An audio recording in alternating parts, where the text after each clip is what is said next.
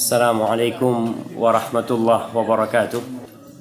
Alhamdulillah alladzi bi ni'matihi tatimmus shalihat. Segala puji bagi Allah Jalla Jalaluh yang karena nikmatnya kebaikan-kebaikan menjadi sempurna. Yang karena rahmatnya niat-niat baik hamba dapat terlaksana. Allahumma salli wa sallim wazid wa barik wa an'im ala abdika wa rasulika habibina wa sayyidina Muhammad. Ya Allah, semoga salawatmu, semoga salam berkah dan nikmatmu senantiasa kau curahkan untuk hamba kekasihmu, untuk Nabi kita baginda Nabi Muhammad sallallahu alaihi wasallam, dan untuk keluarga beliau, untuk istri-istri beliau, untuk putra-putri beliau dan cucu-cucu beliau, yang terutama untuk Hasan dan Husain dan anak keturunannya. Dan semoga salawat itu bersambung untuk para sahabat Nabi,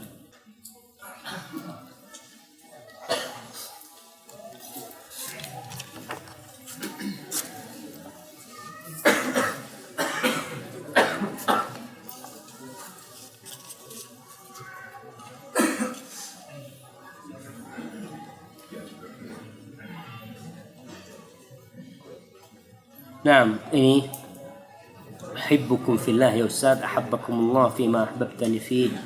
Ustaz, ana baru saja menikah, mohon doanya. Barakallahu laka wa baraka alaika wa jama'a bainakuma fi khair. Pertanyaannya, ana pernah hendak sholat di belakang istri yang sedang tidur. Istri pun memberitahu semoga Allah memupuk cintanya terhadap ilmu dan suami. Amin. Bahwa tidak boleh sholat di belakang orang tidur. Ustaz, benarkah kita tidak boleh sholat di belakang orang tidur? Jazakallahu khairan. Nggak tahu. Tapi yang ana tahu, Rasul sallallahu alaihi wasallam sholat di belakang Aisyah sedang tidur. Aisyah itu subhanallah alaihi salatu wassalam, manusia yang paling mulia di sisi Allah.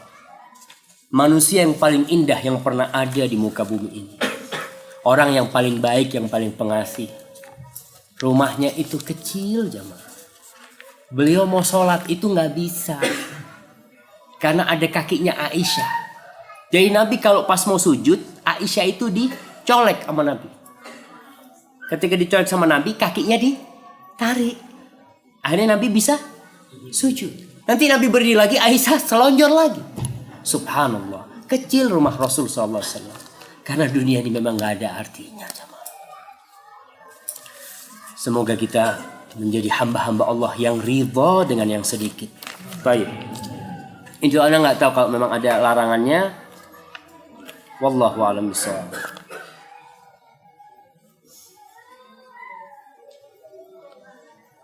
Bagaimana cara menjalani rumah tangga jika menikah muda?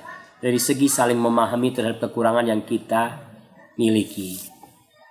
Para suami. Oleh karena itu berkaitan dengan nikah muda, disyariatkan orang itu menikah ketika masih muda. Rasul sallallahu alaihi wasallam mengatakan, ya ma'syarasy syabab, man istata'a minkumul ba'a falyatazawwaj. Wahai para pemuda, kata Nabi. Pemuda itu bermulai dari masa puber dia, itu sudah muda dia. Barang siapa yang mampu menikah, mampu memberikan nafkah, fa'alaihi falitazah, hendaklah dia menikah, fa innahu aghaddu lil basar wa ahsan lil farj, karena menikah itu akan membantu dia untuk lebih bisa menahan pandangannya dan menjaga kehormatan dirinya, menjaga kemaluannya dari berzina. Fa in lam yastati fa alaihi bis-shaum, yang enggak mampu puasa. Itu fa innahu lahu wija, itu akan bisa menahan nafsu dia. Tapi yang perlu dipersiapkan adalah persiapan bahwasanya menikah itu bukan hanya seneng-seneng. Terkadang suami nikah ini kayaknya nikah itu wah zen terus. Insya Allah. Sampai katakan Masya Allah, ajib terus kata dia.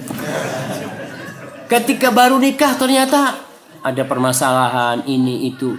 Dan ada suami, na'udzubillah, ana baca broadcast, mudah-mudahan itu gak benar. Ada suami yang baru menikah, dia ngomong sama istriku, pagi hari ini kau diam di situ. Aku yang nyiapkan sarapan buat engkau. Disiapkan sarapan ya. Dia mau ke meja makan, jangan, aku akan taruh di meja makan. Aku akan taruh di tempat tidur makanannya. Kemudian susunya, minta apa, dikasih jus, buah, semua dikasih itu istri. Akhirnya setelah selesai ini semuanya, sudah istrinya ngomong terima kasih, syukron. Apa kata suaminya? Aku ingin kau tiap hari melakukan itu kepada aku. Jadi ada suami-suami yang ngajarin istrinya seperti itu. Janganlah, kita ini saling memiliki kekurangan. Rumah tangga itu dibangun bersama-sama.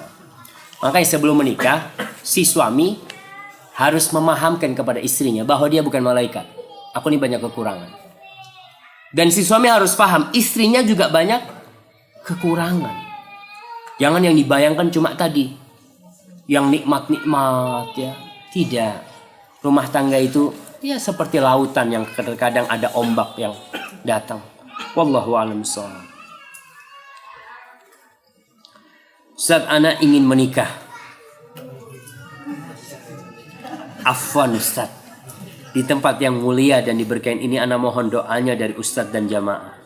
Semoga Allah mempertemukan ana dengan jodohnya dan semoga Allah memudahkan dan memberkahi masa pencarian ini yang kesendirian. Masya Allah.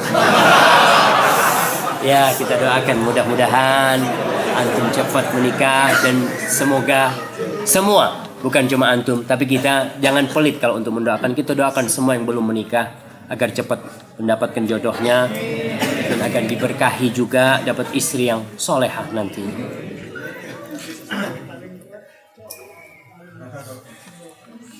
Assalamualaikum Ustaz. Saya seorang janda bercerai dan sudah memiliki anak. Yang mau saya tanyakan, mana yang harus saya dahulukan? Mengurusi anak atau mencari nafkah untuk anak? Dan pekerjaan apa yang pantas untuk seorang wanita? Syukran wa jazakumullahu khairan.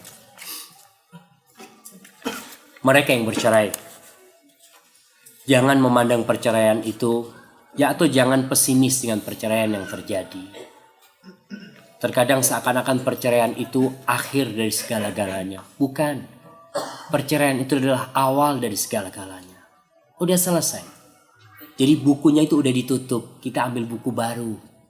Kita mulai yang baru. Allah mengatakan kepada mereka yang hendak bercerai, wa in yatafarraqa yughnillah kullan min sa'ati. Kalau keduanya harus berpisah, harus bercerai, Allah yang akan mencukupi keduanya dari keluasan Allah Subhanahu wa taala. Jadi ketika terjadi perceraian, ya bismillah kalau memang itu harus terjadi. Terima takdir Allah itu, mana yang harus lebih didahulukan. Kalau nggak ada yang memberikan nafkah, maka si ibu cari nafkah. Kalau mungkin dia tidak punya orang tua yang bisa menanggung dia tidak punya mungkin juga kakak atau adik yang bisa memberikan nafkah kepada dia, ya dia bekerja. Ngurus anak itu kewajiban dia juga. Tapi dilihat, jangan sampai sibuk mencari nafkah anaknya dilupakan. Maka carilah pekerjaan yang masih tetap bisa mengurus anak. Sehingga tetap mungkin kerjaan di rumah. Apalah kerjaan wanita yang sesuai dengan keahlian anti mungkin. Dan jangan lupa berdoa. Jangan berhenti berdoa. Allah yang bisa memberikan jalan keluar buat anti. Allah mengatakan, وَمَنْ يَتَّقِ اللَّهَ يَجْعَلْ لَهُ مَخْرَجًا وَيَرْزُقْهُ مِنْ حَيْثُ لَا يَحْتَسِبُ. Barang siapa yang bertakwa kepada Allah, barang siapa bertakwa kepada Allah, Allah pasti berikan jalan keluar buat dia. Dan Allah akan berikan kepada dia itu rezeki dari arah yang tidak disangka-sangka. Cuma terkadang Allah mencoba kita. Sabar enggak kita? Wallahu a'lam bishawab. Bismillahirrahmanirrahim. Apakah termasuk tidak berakhlak pada saat kajian masih ngobrol dengan kaki selonjoran? Ini ibu-ibu nih mungkin. Apakah malaikat akan mendoakan pada akhwat tersebut? Oh, siap. Ya jemaah. Jadi gini nih, selonjoran itu kalau memang kadang-kala ada orang yang kesemutan kakinya, yang dia nggak bisa, bismillah. Nggak masalah, dia minta maaf sama tetangganya yang di depannya, afwan ya, ana selonjoran, karena memang kurang etis, dimanapun ya, di adab, di etika Jawa pun orang yang selonjoran itu kurang etis seperti itu. Yang lainnya pada nggak selonjor, dia selonjor. Jadi kalau mau selonjor, bilang sama yang di sebelahnya, afwan ya, ana selonjor, kaki kurang enak, seperti itu. Nggak masalah, adab seorang muslim. Tapi kalau selonjoran sambil ngobrol ini yang jadi masalah pas kajian. Mungkin dia ngobrolnya minta izin tadi, husnudzon sama saudara. Nah,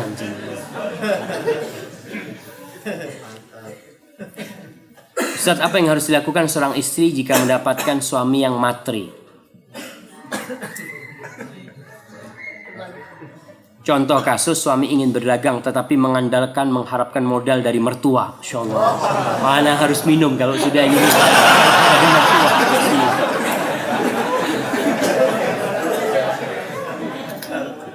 Alhamdulillah. Dan meminta istrinya berbicara kepada mertua untuk meminjamkan modal. Mertua sudah menolak memberikan pinjaman modal, tapi suami itu meminta terus. Ya Allah, gimana jamaah nih suami seperti ini jamaah? Tadi harus ada kesepemahaman. Jadi ingat, tuh mertua sudah ngasih kita anaknya, masih minta duitnya. Kita udah dikasih anaknya, yang ngasih mahar siapa? Suami kan? Masih kita minta duitnya. Kalau memang mau minta, datang ke mertua, hormati tuh mertua. Jadi kalau seorang menantu nih yang baik sama mertuanya, sebelum minta dikasih sama mertuanya. Sebelum minta dikasih dia. Maka kalau mau minta ya, duduklah kayak anak butuh duit nih sama Kang Taufik nih. Kang, Masya Allah Kang. Baru nih mobilnya Kang. Masya Allah. Gitu kan. Ya, oh iya baru beli gini-gini. Masya Allah. Kang, boleh pinjam duit Kang? Tuh dikasih tuh insya Allah tuh Kang. Insya Allah dikasih. Tapi kalau datang terus anak butuh duit nih, pinjam duit gitu kan. Kita ngeliatin kayaknya nggak bakal bayar nih ngeliat wajahnya gitu kan. Tapi kalau kita sudah baik-baikan sama mertua ya, datang ke sana, berkunjung ke sana, cerita ke sana sama mertua, subhanallah, ceritakan kondisi dia tanpa minta dikasih sama mertua. Tapi kalau nyuruh istrinya nggak etis. Istrinya disuruh, istrinya malu. Karena dia tanggung jawabnya sudah bukan tanggung jawab bapak ibunya, tanggung jawabnya suaminya. Dan bagaimana sikap istri? Ya sabar. Mau gimana lagi? Nah, ya tapi paling nggak istri bisa memberikan masukan kepada suaminya. Dan kalau suaminya hadir di sini, mudah-mudahan suaminya bisa tahu.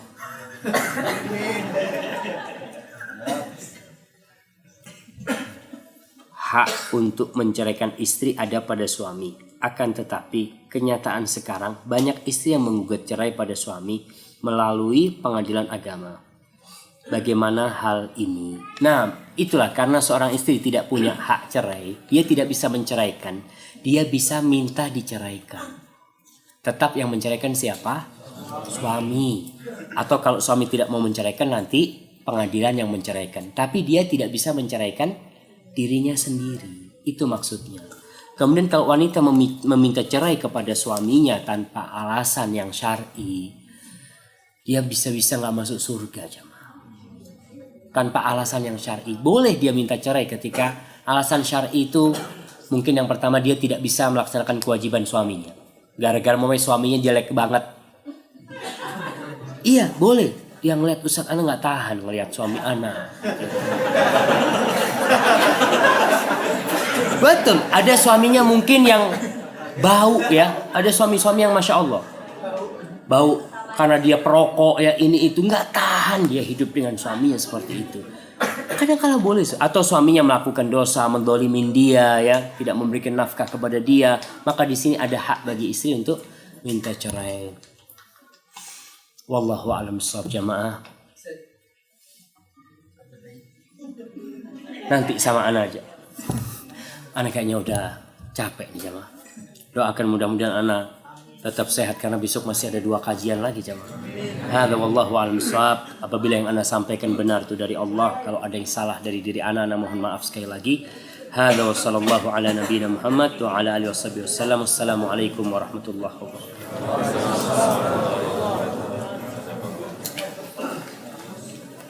Oh, ada hadiah, lupa di sini jamaah. Mana mau kasih hadiah? Sebutkan 5 kriteria mencari istri. Insya Allah. Antum udah nikah?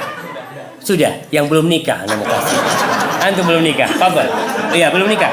Silahkan.